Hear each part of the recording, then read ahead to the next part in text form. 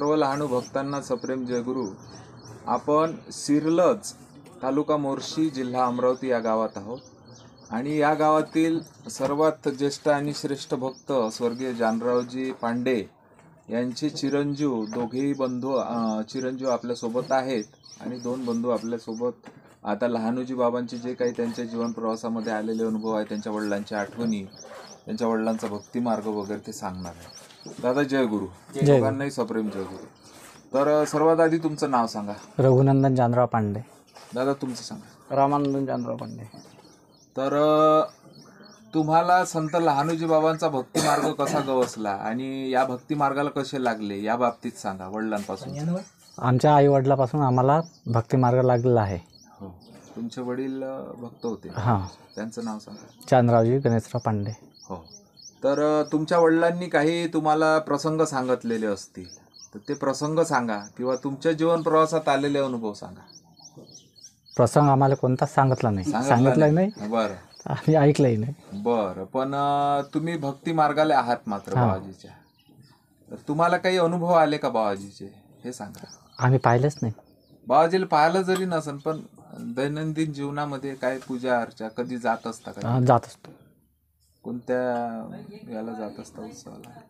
याले आपल्या रक्षाबंधनला जाता आणि याले आपल्या वाढदिवसाला कार्यक्रमाला जाता, जन्मोत्सवाला जाता. अन्नदान दिवस आहे त्या दिवशी जातो बाबाच्या. तर वडील असताना तुमच्याकडे शेतीवाडी वगैरे होती. किती होती? 8 एकर. असं काय. आणि किती भाऊ आहे तुम्ही? 3 भाऊ. 3 भाऊ आहेत. तर तुम्ही दोघंच्या दोघंही जात असता आहे ना? हो, जातो. टाकरखेडा. हो. तर आई आहे का? आई वारल्या. तर काही प्रसंग माहित नाही तुम्हाला? हो, आहे ना. हा सांगा ना. एक वेळेस बुडेबा म्हणतो ते कडूच्या इथं पंगत आहे म्हणे, मोठी पंगत. कडू पाटलाची वैशाख शुद्ध नवमी. तूप गेला म्हणे सरून. हो, तूप गेला म्हणे सरून. बाजीनं म्हटलं म्हणे कडूले का नागझिरीच्या पाणी वाय तिथं वड आहे, तिथून पिपे भरून आण म्हटलं 11 त्याला यानं पाण्यानं. मी गेलो म्हणे, बाबाचे भक्त होते ते. मी गेलो म्हणे, पिपे भरून आण म्हटलं म्हणे, झाकून ठेव म्हटलं नाही पिपे पाण्याचे. 11 पिपे भरून आणले, झाकून ठेवले. 11 पिप्याचं तूप झालं म्हणे. आणि आपला कार्यक्रम सरल्यावर एवढंच तूप भरून तिथं शिरून देत जाय जागेवर उरलेलं. हा, बरोबर. नाही उरलेलं नाही, अजून डबल वापस उष्ण आणल्यासारखं. पाणी नको समजू घरी उष्ण आणलं बाय. तसंच 11 पिपे तुपानं भरून तिथं शिरून देतो. तर हे 11 पिप्यात तूप झालं. कार्यक्रम चांगला झाला. त्यानंतर मग त्या बुवानं काही सांगणं 11 पिपे तुपानं भरून तिथं शिरून दिले. नागझरीच्या झऱ्याचं वैशिष्ट्य असं आहे. आता याच वर्षी म्हणजे पाण्याचं चित्रीकरण केलं आहे. पाण्याचं तूप बाबाजीनं केलं आहे त्या पिपेतलं. म्हणजे स्वतःच्या वडिलांना पाहिलं आहे ते पाणी भरून आणलेलं तूप केलं 11 पिपे. त्या झऱ्याचा व्हिडिओ सुद्धा येईल आता काही दिवस. घेतलाय आपण तिथलं चित्रीकरण. तर आता हा जो प्रसंग आहे ना दादा, अनेक लोक हा प्रसंग सांगतात. खरी गोष्ट आहे. तुमचे वडील सांगतात नाही, स्वतः केला आहे ते. म्हणजे आणले पिपे भरून. बाबाचे भक्त होत ना ते म्हणजे भक्त पाहिना का शंकर महाराजले अंदर जायला प्रवास नाही भेटे. म्हटलं शंकर महाराजले अंदर जायला प्रवास नाही भेटे. शंकर महाराज पोहून वरदा पुरी तर बुढे बास तेले अंदर जाऊ दे बाबाजी बशी. शंकर महाराज वडिलांनी एवढी अरे शंकर महाराजले माझे वडील असे दोस्तासारखेच समजे शेवटपर्यंत. शंकर महाराज घरी येत गेले. शंकर महाराजले काही माने नाही. तिथे बाप्पा सारं तिथंच गमाल ते नवेपणापासून. 50 एकर जमीन आहे त्याच्याविषयी. म्हटलं त्यांचा म्हणजे असा म्हणजे त्यांचे वडील सांगे दर सोमवारी आम्ही जात जाऊ म्हणे सातारगावचे. आणि ते माधवरावला ते सातारगावचे. आणि शंकर महाराज एक दिवशी असा टाइम आला का भरपूर पाणी आलं.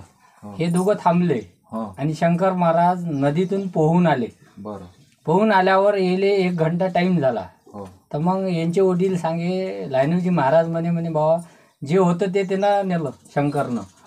तुमच्यासाठी थोडंसंच राहिलं. नाही तर यात जे आहेत 3 जण त्यांना वाटत होते. आणि यांच्या वडिलाला थोडं काही ना काही तरी प्रसाद होता. जानरावजी पांडे ते आता लोकांच्या समजत नाही. लोक त्यांना मॅट म्हणे, गोया सरले म्हणे. आता अहंकार कसा आहे, मी आता माझे काम सारखे होऊन आले. प्रत्येकालाच म्हणत असते नाव पटू लोक ठेवत असते. आणि मी कोणाचं ऐकत नाही. कारण की आज माय गड्यानं म्हटलं भले ट्रॅक्टरला हात नको लावू. तर मी गुणवंत महाराज जवळ गेलो, समाधीजवळ रडलो. काय आपल्याला छंद शेतीचा न्याय म्हणते हात नको लावू. तर तिथून 3 दिवसानं आलो. मोहन शहाणेचा ट्रॅक्टर फोन आला मला. बरं. विवेक भाऊ म्हणे ट्रॅक्टर आणला म्हणे, पेटी बॅग आपला ट्रॅक्टर चालवायला ये म्हणे. 500 रुपये रोजानं मी त्याची चालवायला. असं म्हणजे त्या समाधीवर रडल्यावर गुणवंत महाराजचे व्यवस्था केली. 3 दिवसात व्यवस्था केली. तर दादा तुम्ही आता कोणतं काम करत असता? शेती आहे आणि ढोर आहे. शेती आहे आणि दूध व्यवसाय आहे. दूध व्यवसाय. हा, दूध व्यवसाय. तर दूध मग कुठे नेता तुम्ही? दूध नेरपिंगळी जाते. नेरपिंगळायला जाते काय? असं. आणि एक भाऊ काय करते आणखी? बोर्ड्याले बोर्ड्याले बोर्डा जहागीरपूर. जागीरपूर. हो काय? असं तिथे आहे का जहागीरपूर बोर्ड्याला? असं का? तिथे कोणता व्यवसाय? शेतीच असं. तर एक ते तिथे रणजित दादा राऊत आहे पाटी, तर त्यांना असं सिरलजला जायचं बा पांडेजीकडं. तू म्हणत होती एक पांडे इथं आहे, मी त्याच्याच पैकी असे सांगेल. लहान भाऊ. हो काय? तर तो विषय राहिला. आता अलीकडून मी बोर्ड्यावरून आलो ना जाऊ, तिथे सुद्धा कार्यक्रम होत असते. राष्ट्रसंत तुकडोजी महाराजांची जे पुण्यतिथी आहे, तसे राष्ट्रसंत तुकडोजी महाराज 11 ऑक्टोबर 1968 त्यांनी देह ठेवला. तर आपल्या मोजरीची पुण्यतिथी आहे तिथीनुसार होते. पण बोर्ड्यामध्ये तिथे अस्थि कलश आहे, त्या पाटलाच्या घराला लागूनच आहे. फार कमी ठिकाणी अस्थि कलश आहे राष्ट्रसंत तुकडोजी महाराजांचे. तिथे एक अस्थि कलश आहे. तर त्या ठिकाणी तुमचे भाऊ राहतात आणि तुमची श्रद्धा अढळ आहे बाबाजीवर अजूनही, आहे ना? तर तुम्ही कार्यक्रमाला जात असता. फार आनंद झाला. आज जे काही तुमचे वडील ज्या व्यक्तीनं सेवा केली, स्वर्गीय जानरावजी पांडे यांनी बाबाजीची त्या काळामध्ये सेवा केली.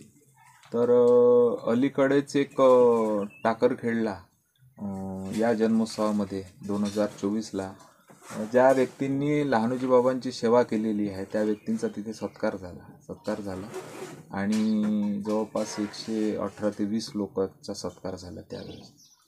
तर त्याच पद्धतीचं तुमच्या वडिलाचं एक कार्य होतं सेवेचं.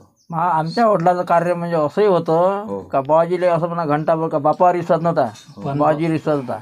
आणि बाबाजीले अजूनही माय बुढे बा होते तर पण तिच्या अध्यक्षाला नाही मानले, कोणालाच नाही मानले. जसं बुड्याचा जसा मालमत्तेवर हक्क गाजते असे गाजत जायचे तिथं गेल्या. अध्यक्षाला नाही भेन, कोणालाच नाही भेन. कुठची गादी आणि कुठेही टाके, अध्यक्षही बोले नाही, कोणीच नाही बोललो शेवटपर्यंत. सेवा त्या पद्धतीची सेवा म्हणजे बापा पोहोचली होती. ते बाबाजी सारखा संत खालतही नाही वरतही नाही म्हणे, माया मालकासारखा मला खालीही नाही वरतही नाही म्हणे, असंच म्हणतो. मरेपर्यंत बाबाचंच नाव घेत गेले. बरोबर.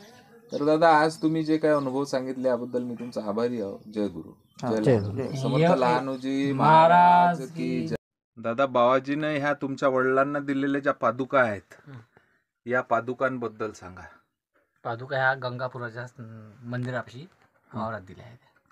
कसा प्रसंग झाला? हा प्रसंग आहे, बाबा जाताना त्या रस्त्यावर होत्या. अच्छा. तुमचे वडील चालले होते पायी पायी. बरं. त्या रस्त्यावर दिसल्या, त्या मंदिरात नेल्या. बाबाजी आले. हो, लहान पूर्ण. म्हणजे जेव्हा गंगापूरवर राहे बाबाजी त्यावेळेसचा काळ आहे हा. त्यावेळेचा काळ. तुमच्या वडिलाला काय म्हणे? मग ह्या घेऊन गेल्या सोबत. ह्या सोबत नेल्या टावेलात बांधून. बाबाजी भुलले बा म्हणून हे देऊन द्या. असं ते म्हणते तू तुमच्या जवळ राहू द्या. म्हणजे त्याच पैसे राहू देत. ह्या पादुका आहे पायात. प्रत्यक्षात म्हणजे बाबाजीनं दिलेल्या पादुका आहेत ह्या. पहा. श्री संत लहानोजी महाराज की जय.